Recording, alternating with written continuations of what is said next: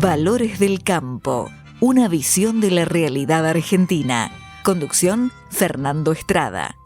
Con la tarjeta ProCampo de Banco Provincia, disfruta de grandes beneficios. En los remates de Hacienda, en la compra de combustibles, agroquímicos, fertilizantes y muchos más. Adquirila con mínimos requisitos, a tasas especiales y con la mejor financiación. Banco Provincia, el banco de las y los bonaerenses. En OMINT cumplimos 55 años, en los que siempre fuimos renovando nuestros servicios, porque para cuidar tu salud no podemos quedarnos en el tiempo. OMINT, experiencia para lo que sigue. Superintendencia de Servicios de Salud, órgano de control de las empresas de medicina prepaga, www.sssalud.gov.ar, 0800-222-72583, Registro Nacional de Entidades de Medicina Prepaga número 1336. Kroll, baja el colesterol.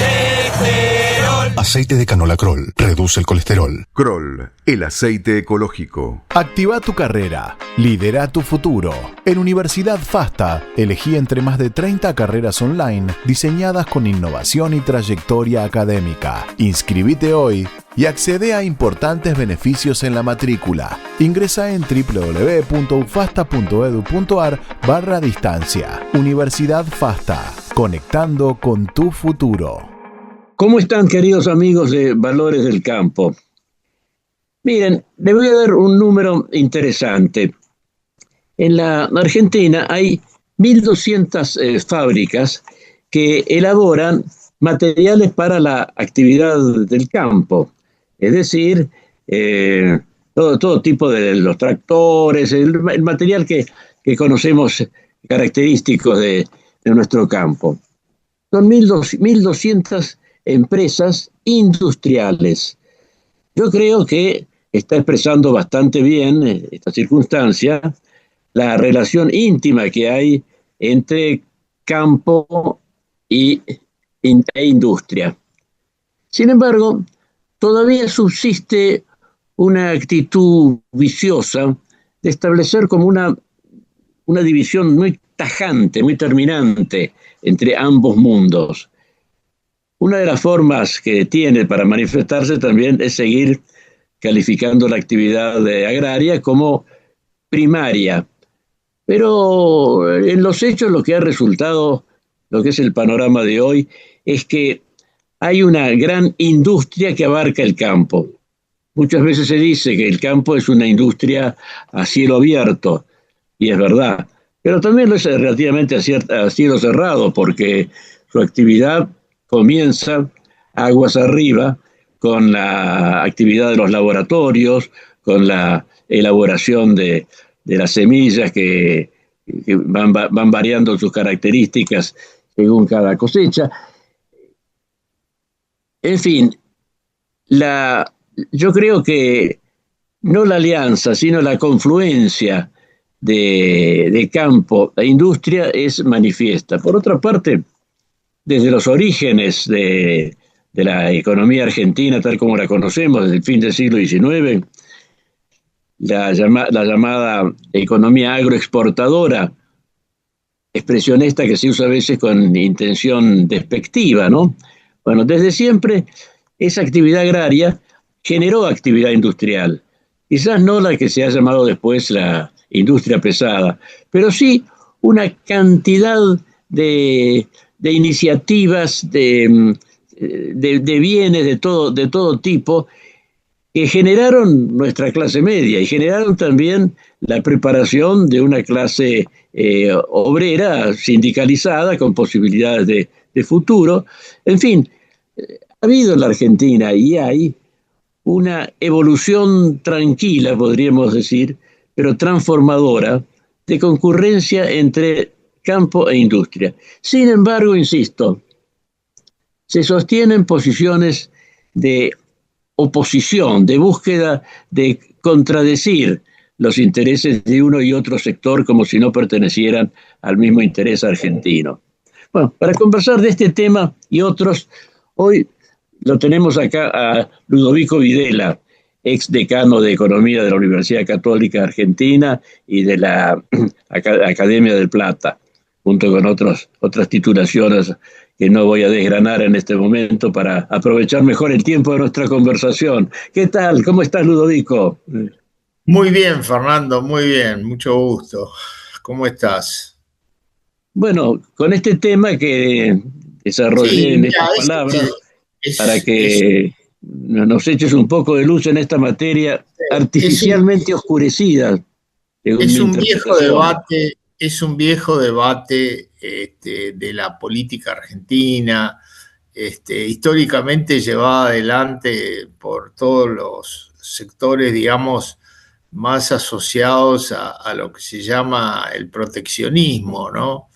Que un poco tomando, digamos, una tradición que habría que calificar de ricardiana, porque se origina en David Ricardo, uno de los primeros economistas clásicos, te digo, después de Adam Smith viene históricamente, principio del 19, David Ricardo, que él hace un análisis de las rentas, le interesa mucho la distribución del ingreso y entonces crea el concepto de renta agraria y entonces, digamos, atribuye al sector agropecuario la obtención o la captura de una renta agraria por la feracidad de la tierra, ¿no es cierto? La productividad, la potencialidad productiva de la tierra le da una ventaja notable. Esto, bueno, de alguna manera después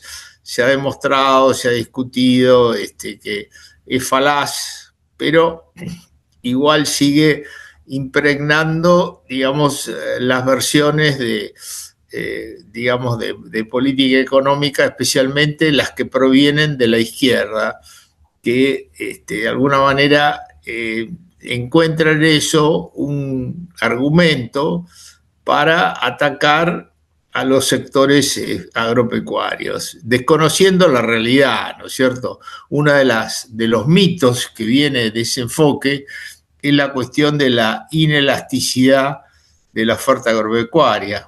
Hace pocos días, haciendo zapping en la televisión, capté un programa de un canal que creo que financia Página 12, no sé, digo el nombre porque ni siquiera me acuerdo del canal, pero dos periodistas que se suponía eran bastante, digamos, formados o preparados, haciendo una demostración de por qué no había que sacar las retenciones, porque las retenciones para este enfoque estaban asociados a precisamente la captura de la renta agropecuaria y su distribución de una manera global, socializada, digamos, ¿no?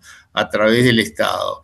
Y el argumento era que el campo produce lo mismo, reciba cualquier precio para sus productos. Entonces, lo óptimo desde el punto de vista socialista sería reducir el precio al mínimo de forma tal de que no se afecte la producción, porque si la oferta es inelástica, quiere decir que cuando el precio baja, no baja la producción, ni tampoco sube cuando sube el precio, sino que es un problema puramente redistributivo.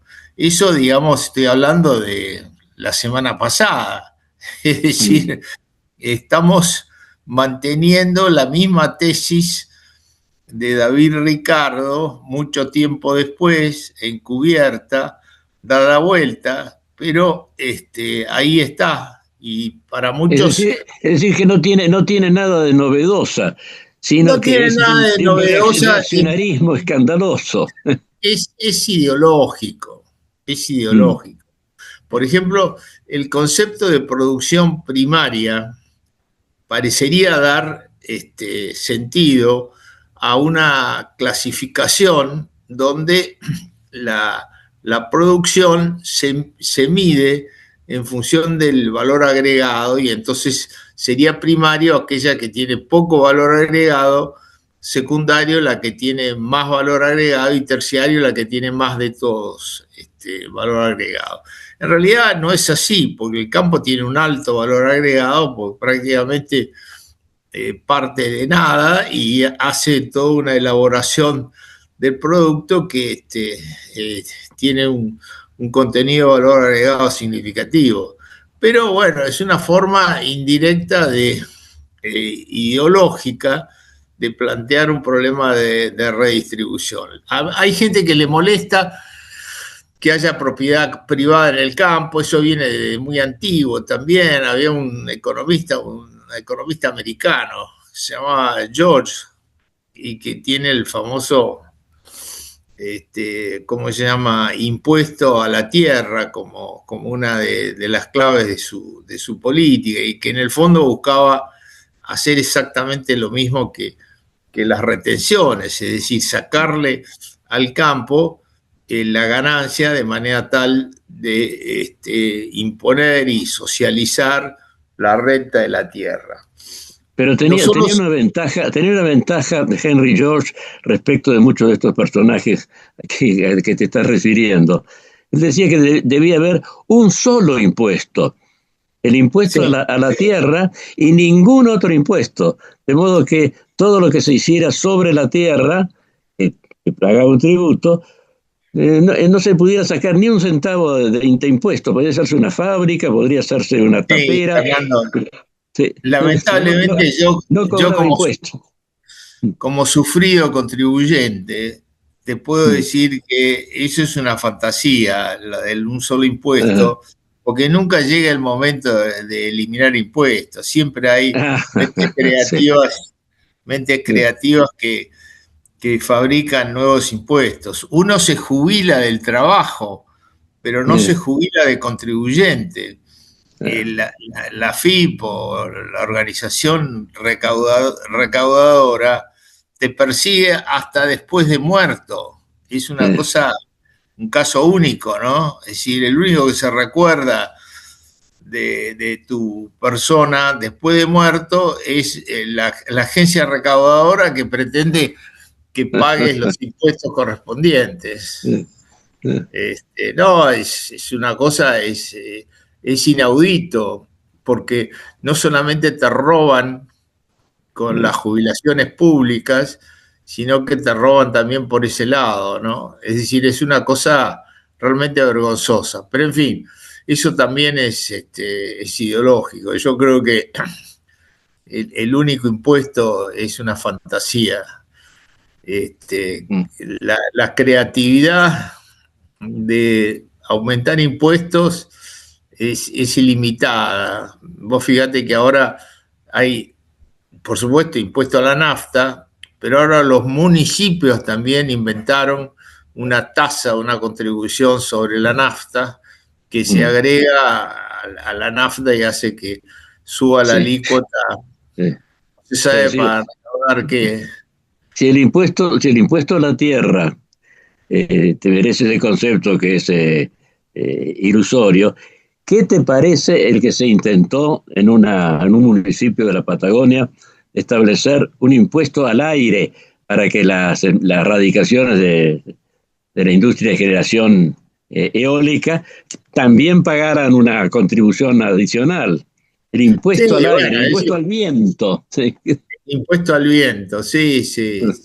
Bueno, es parte, como te digo, de esa imaginación ilimitada, que en el fondo es cómo hacer. En eso te digo, el presidente actual, Javier Milei, me parece que es bastante explícito cuando de alguna manera, ¿cómo se llama?, comenta o critica la vocación de los argentinos de sacarle a través de impuestos o a través de la inflación los ingresos a los demás, en lugar de pensar en producir más y en ganar más y en ir hacia adelante, ¿no?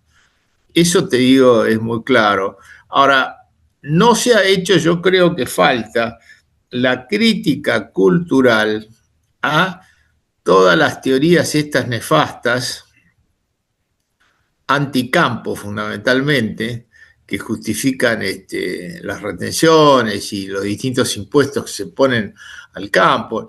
El gravamen al campo en algunos puntos llega al 80%, 75% de la renta, ¿no? Eso hay que tenerlo en cuenta.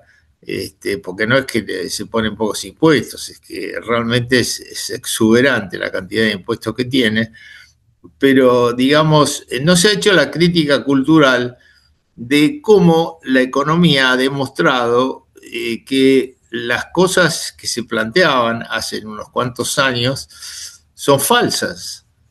Han sido, digamos, de alguna manera desmentidas por la realidad, ¿no? Por la producción. Justamente el campo es un ejemplo muy claro sobre eso. Y la teoría esta proteccionista o de alguna forma anticampo es una demostración muy clara de cómo el fracaso de esas ideologías igual no ha permitido que nos las sacáramos de encima. Por eso te daba este ejemplo de hace una semana del canal de televisión que seguía sosteniendo la misma teoría con toda la sofisticación. Supongo que en las universidades públicas se debe estar enseñando eso, ¿no? En coincidencia con estos periodistas. Sí, en coincidencia, porque estos periodistas, evidentemente... De algún lugar han sacado su discurso. Todo ese discurso, sí, por supuesto. Incluso te digo, un gran economista como fue Raúl Prebisch, debería ser también hoy revisado y criticado en aquello que Prebisch se equivocó. Tenía una visión del avance tecnológico muy, te diría, muy limitado, ¿no? Si no creía mucho en el avance tecnológico propio del campo, y sin embargo, el campo demostró que incorporó y, digamos, transformó y creó, digamos, nuevas tecnologías de producción con notable eficacia, ¿no? Y una de las fallas, me parece, que tenía la posición más conocida de Prebisch en este sentido, es la del deterioro de los términos de intercambio, porque según esta teoría, la producción agraria, las exportaciones de los países subdesarrollados, bajaban de precio, mientras que las exportaciones industriales del mundo desarrollado subían de precio. Entonces, el empobrecimiento de los subdesarrollados, que ahora se llama sud profundo, algo así, siempre se iba a agudizar. Pero yo tengo un dato interesante. El economista Cadenas Madariaga, que tuvo varios cargos en distintos gobiernos, en el orden de agricultura, ganadería, industria, creo también, tuvo una entrevista personal, un tanto accidental porque fue en un congreso, pero hubo una conversación personal con Prebisch. Y le dijo, porque ya eran tiempos más contemporáneos a los nuestros, usted vea que su teoría en este sentido va en contradicción, va a contrapelo de lo que está pasando en el mundo, cuando las llamadas commodities están subiendo de precio y están acercándose mucho a los bienes industriales, en fin. Se ve que esa teoría no es tan perfecta. Y Prebisch le dijo, lo que pasa es que no es una teoría, yo nunca lo expuse como una teoría, sino como una observación de lo que pasaba en esas épocas a las que yo me estaba refiriendo. No sé si era una escapada por tangente. No, yo creo que en eso Prebisch fue muy honesto, ¿no? Fue muy honesto y creo que es correcto lo que él dice. Es decir, una cosa es Prebisch y otra cosa sus discípulos, seguidores o continuadores, ¿no? Que me parece que ahí es donde está el nudo de la cuestión. Yo creo que él describe una época que él vivió, evidentemente, la década del 20 y del 30 con su crisis, donde efectivamente ese fenómeno se daba.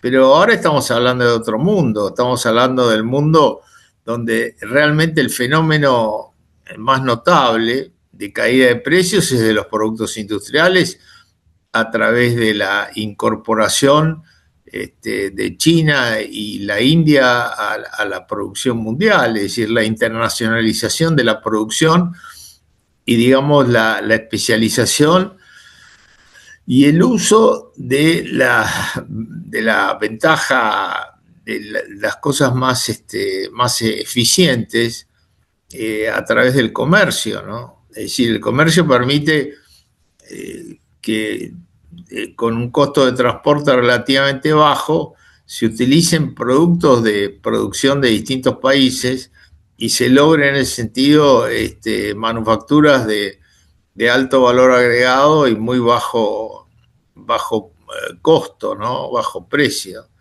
Ese es el fenómeno. Además, desde el punto de vista tecnológico, hay que reconocer que se está en vísperas o ya bastante introducidos en una etapa nueva que es la bioeconomía. Sí, tal cual. No se sabe bien para dónde va a ir esto, es un fenómeno extraño. Lo que está claro es que el intento de Trump, porque evidentemente ha tenido, a contrario sensu de lo que decían muchos, el fenómeno de traslado de la producción a otros países ha tenido un efecto de desindustrialización en muchos países, incluido por supuesto Estados Unidos. La industria se traslada y queda gente desocupada. Esa gente lo vota Trump para que vuelva a reindustrializar Estados Unidos. Ese fenómeno parece muy difícil de que se concrete, porque en el fondo competir con los salarios chinos para el trabajador americano es imposible, porque estamos hablando de dos mundos distintos, dos culturas distintas y, digamos, una pasividad, si se quiere, desde el punto de vista de su capacidad de negociación de los chinos, que no existe en el caso de los americanos. Entonces, estamos en un mundo cambiante y con cuestiones que son difíciles de resolver, pero que en este punto al cual estamos comentando, yo diría que va más por el lado de, como decías vos, la escasez de materias primas y de productos del campo, que la valoración de los productos industriales. La industria tradicional da la sensación de que está bajando sus precios y las materias primas y los productos primarios están subiendo de precio, es decir, al revés de lo que decía Prebisch, por efecto de las corrientes de comercio, ¿no? Y además por las potencialidades de esas materias primas o commodities. En aquella época de Prebisch estaban limitadas, bueno, a la alimentación de sus compradores, el uso para textiles, pero hoy en día tienen un valor de producción de laboratorio, de tecnología de punta, bueno, de esto de la bioeconomía que también no sabemos qué rumbo se está tomando, pero sí que está tomando rumbo, que ya se ha hecho a la mar. Bueno, hay un fenómeno indudable, y es que el consumidor chino y el consumidor de la India, que son dos países continentes, son enormes y tienen un peso muy fuerte en el mundo, ha empezado a consumir, valga la redundancia, ha empezado a consumir después de muchos años, siglos de tener un nivel de subsistencia, ¿no? Es decir, la ración de consumo de un chino en aquella época, cuando Prebisch lanzó su teoría, era una escudilla de arroz. Ahora el consumidor chino es un consumidor muy sofisticado que compra todo tipo de cosas y, bueno, sostiene una demanda mundial por los productos de mayor valor, que incluyen, por supuesto, productos agropecuarios, porque la carne vacuna es un consumo de alto nivel, ¿no? Nosotros éramos exportadores, justamente Prebisch, que fue asesor de la sociedad rural y conocía muy bien el tema carnes. Nosotros fuimos abastecedores muy importantes, casi exclusivos del Reino Unido, ¿no? Que era la economía más rica del mundo a principios del siglo XX, fines del XIX. Esa condición hoy por hoy de gran consumidor de carne la tiene China, y el gran productor de carne es Brasil. Así es, y la Argentina se ha convertido en un país cuya ganadería es en su abrumadora mayoría para el consumo interno. Absolutamente, porque nos hemos quedado, porque hemos parado la producción de carne y entonces nos comemos lo que producimos, pero no tenemos capacidad para exportar.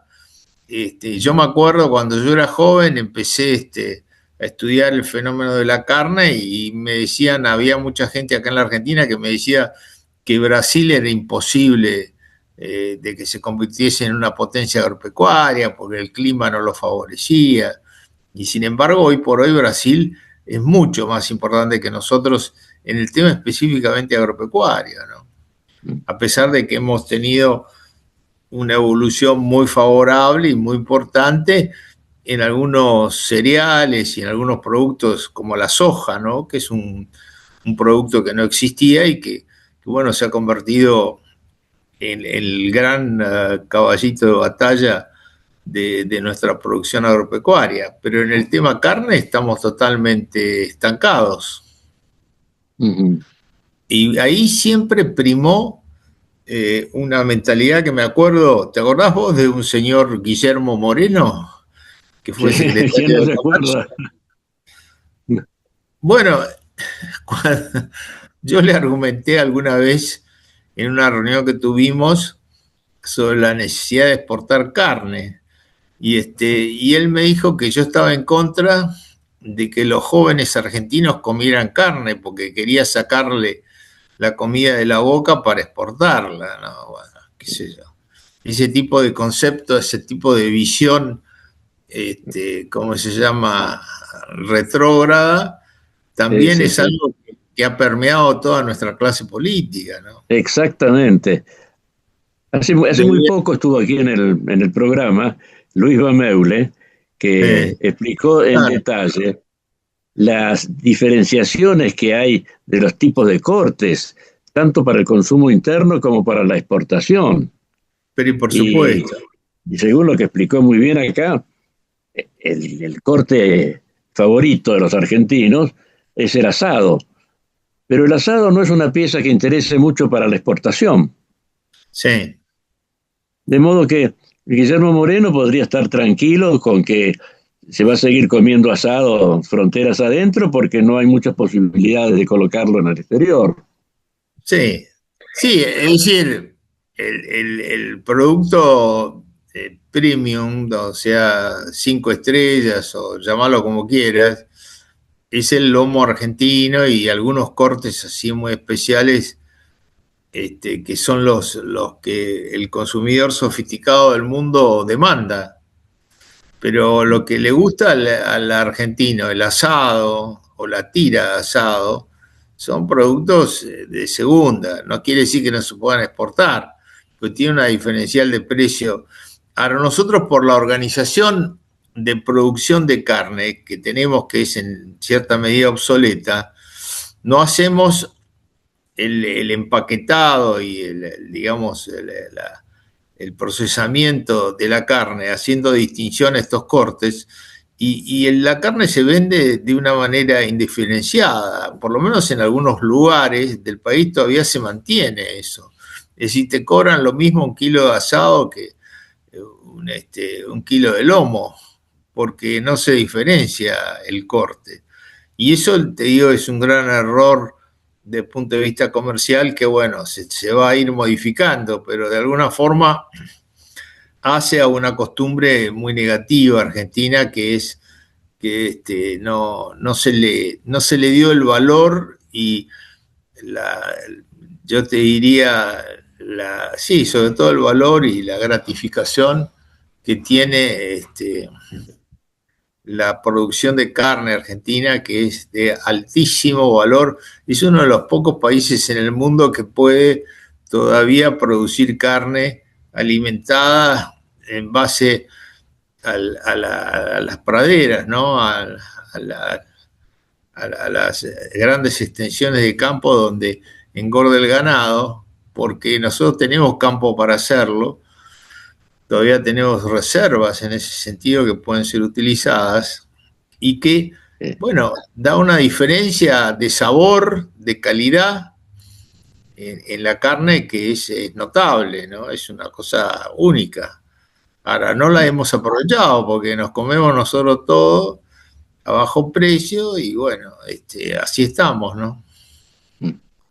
Además, uno de los resultados, quizás el más dramático, es que eso ha determinado una caída en la producción. Y sí, la porque relación de cabeza de ganado con la población argentina ha bajado terriblemente en pocos años. Nos hemos comido el stock. Esa es la verdad. Sin reponerlo, pero con una política razonable de exportaciones, el stock se hubiera expandido. Sí, tal cual. Pero bueno, es una de las tantas contradicciones de nuestra política, ¿no? No hemos tenido una política agropecuaria sensata. El éxito de nuestro sector agrícola es mérito del sector privado, no del sector público. El sector privado fue el que tomó la iniciativa de mejorar las condiciones de producción y hacer cultivos intensivos y nuevas semillas y nuevas formas de producción, y logró mejoras en la productividad notables. Pero a su vez eso trajo como consecuencia un desplazamiento de la producción de carne a zonas más desfavorables para la producción ganadera, como por ejemplo zonas más con lluvias más limitadas, o con calores más intensos que no favorecían la producción cerealera. Yo te explicaba, Fernando, que cuando se produce el aumento de la producción agrícola, se hace con un desplazamiento de la producción ganadera a las tierras de menor fertilidad. Y eso por un motivo muy sencillo, porque era más rentable la producción de cereales que la producción de ganado.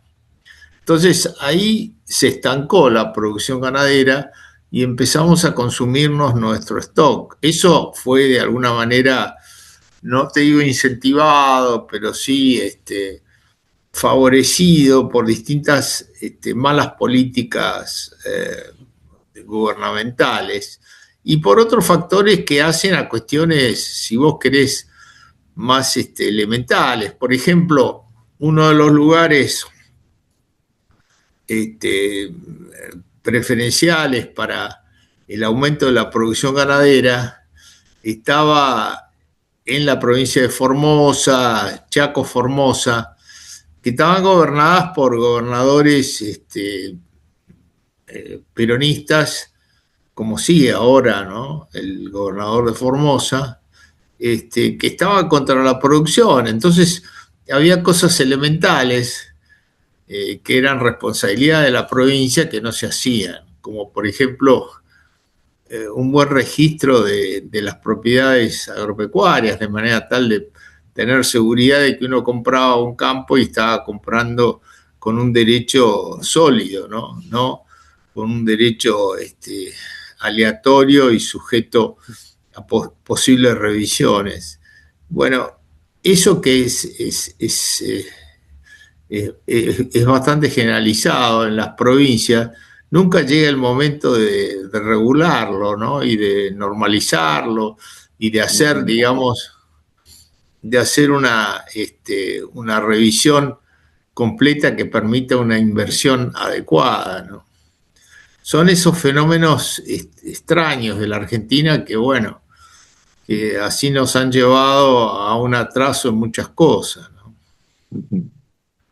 Y que son extraños realmente, casos extraños que estén tan generalizados. ¿Cómo no se puede actualizar el registro de la propiedad agraria? en todas partes, en todas las provincias de Argentina. Sí, yo no sé, es un fenómeno extraño. Yo no conozco, te digo sinceramente, no te puedo decir cómo se llama, por qué es así, pero me consta, por ejemplo, que en Catamarca, La Rioja, Formosa, el Chaco, está presente ese fenómeno. Es un fenómeno, no sé si en las otras provincias que están ahí en la zona también se da lo mismo, pero te digo, ahí en estas provincias a mí me consta personalmente, ¿no? Es decir, es imposible saber en algunos lugares quién es el propietario, ¿no? Sí, Y no hay, es desconcertante. es desconcertante. Además, ¿sabes qué? Precisamente en esas provincias el impuesto a la tierra, o sea, el impuesto a la producción primaria,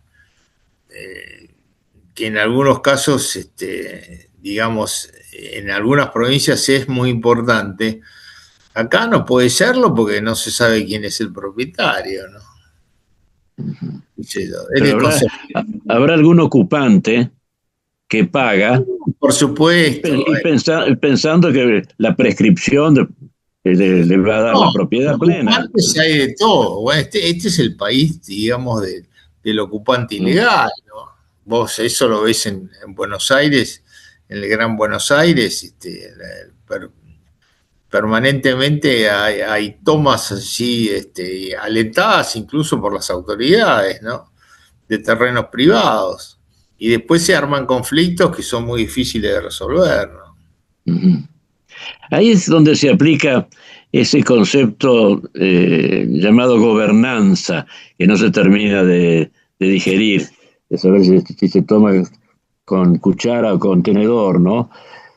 Que en rigor lo que quiere decir no es gobernabilidad, sino un marco que permita gobernar, sí. Un marco de normas que permitan gobernar. Bueno, pero ese es un fenómeno generalizado en la Argentina, ¿no? Todo, digamos, el reinado de lo irregular, de lo trucho. La palabra trucho, no en vano, es un invento argentino, ¿no? Porque somos especialistas en destruir instituciones o en transformarlas en cosas que no tienen sentido. No sé, tenemos cosas que son absolutamente paradójicas. A mí, por ejemplo, la situación de Chubut, donde tenés reservas minerales más importantes del mundo, ¿no? De algunos minerales, y que deben ser explotadas a cielo abierto, hasta te diría por razón de tipo humanitario, ¿no? Porque por la seguridad de los mineros. Por la seguridad de los mineros. Y bueno, y sin embargo, está legislado por presión del público la prohibición de la explotación a cielo abierto, ¿no? ¿Qué sé yo? Bueno,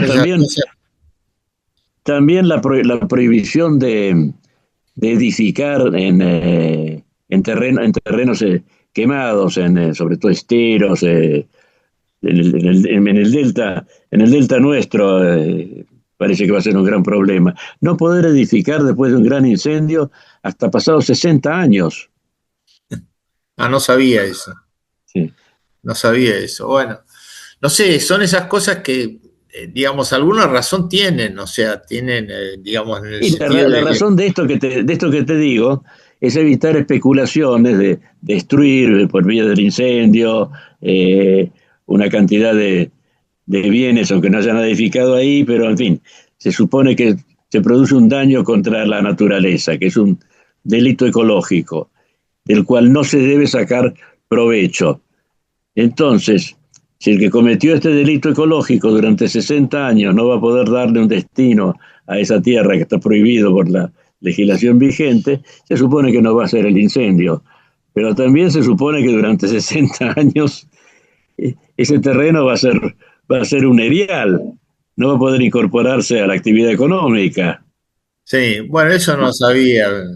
De todas maneras, yo aprendí en Estados Unidos, en un viaje que hice, un viaje invitado especialmente por el gobierno de Estados Unidos. Lo aprendí en uno de los estados arriba de California, ¿no?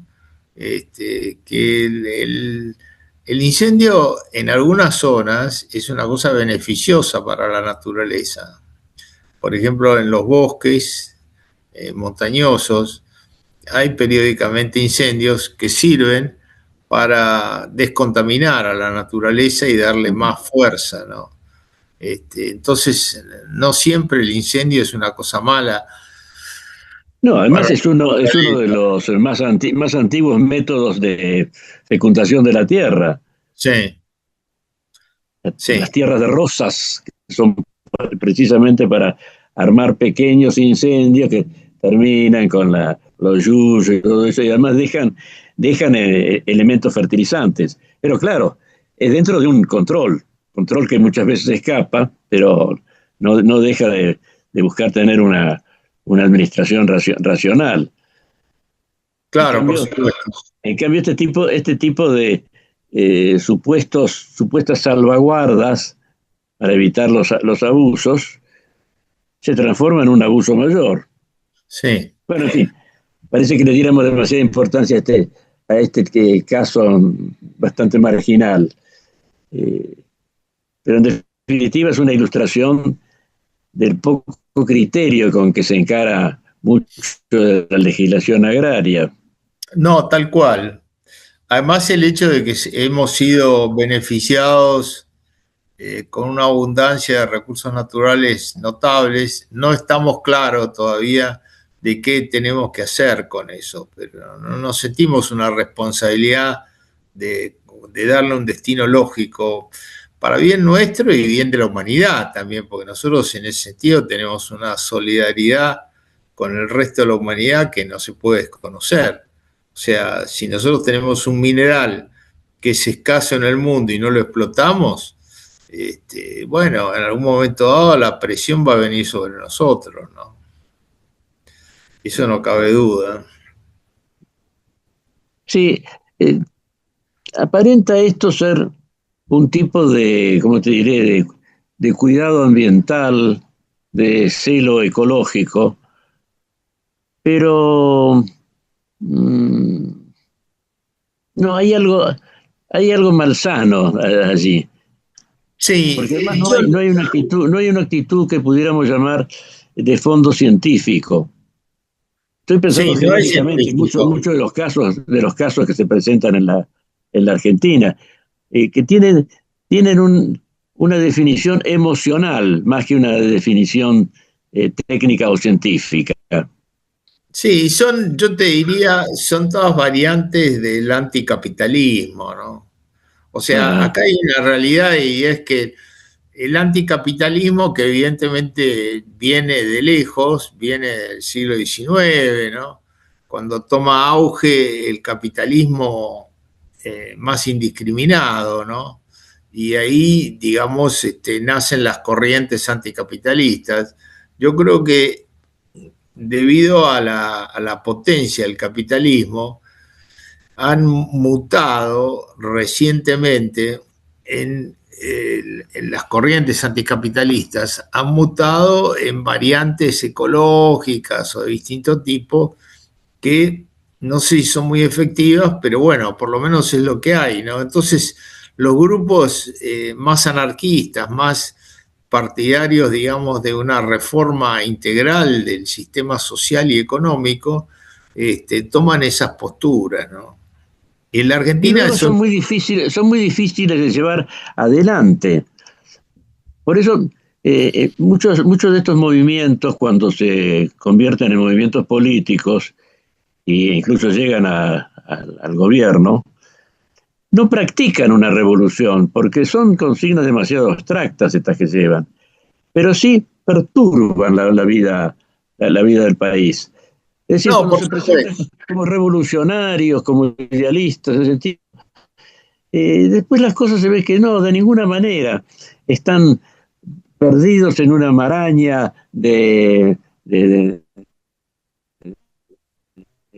gobierno que no pretenden mantener la actitud de revolucionarios que auténticamente no tienen, y los efectos son, en fin, bueno, son este tipo de cosas, esta incertidumbre jurídica, esta indefinición de políticas, un cuadro de decadencia, ¿no?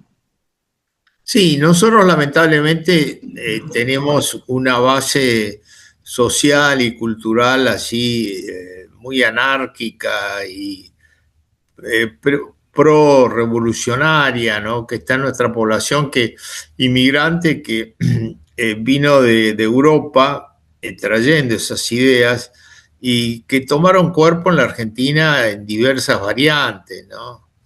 Pero en una época teníamos un partido socialista muy fuerte.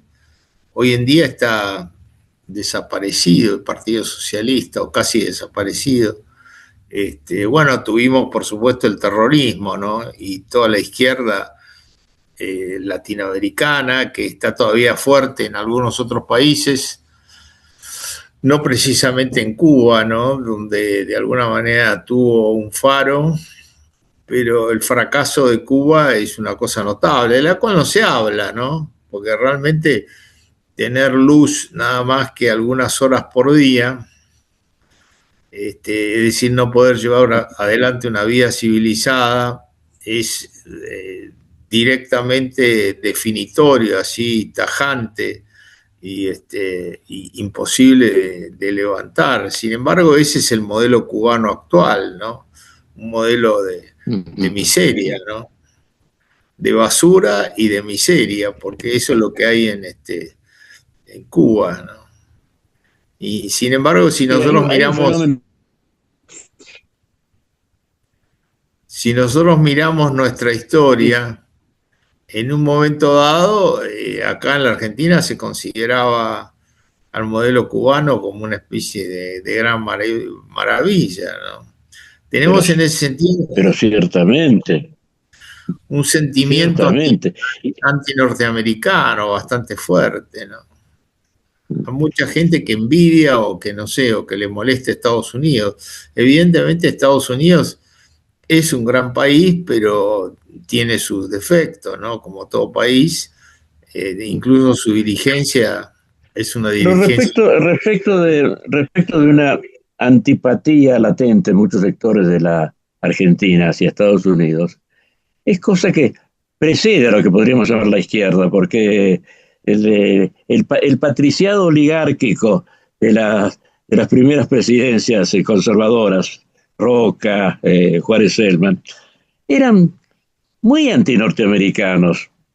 E incluso es cierto eso. Dentro de la concepción ideológica liberal vigente entonces, las ideas de Sarmiento eran pro-norteamericanas, el modelo de Sarmiento era Estados Unidos.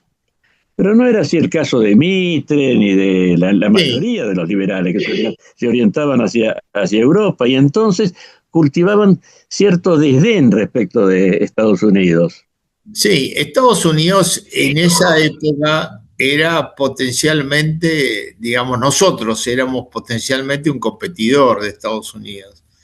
Después de Estados Unidos, o sea, obviamente con las guerras, tomó una preponderancia que pasó por encima de cualquier tipo de comparación que podía hacerse.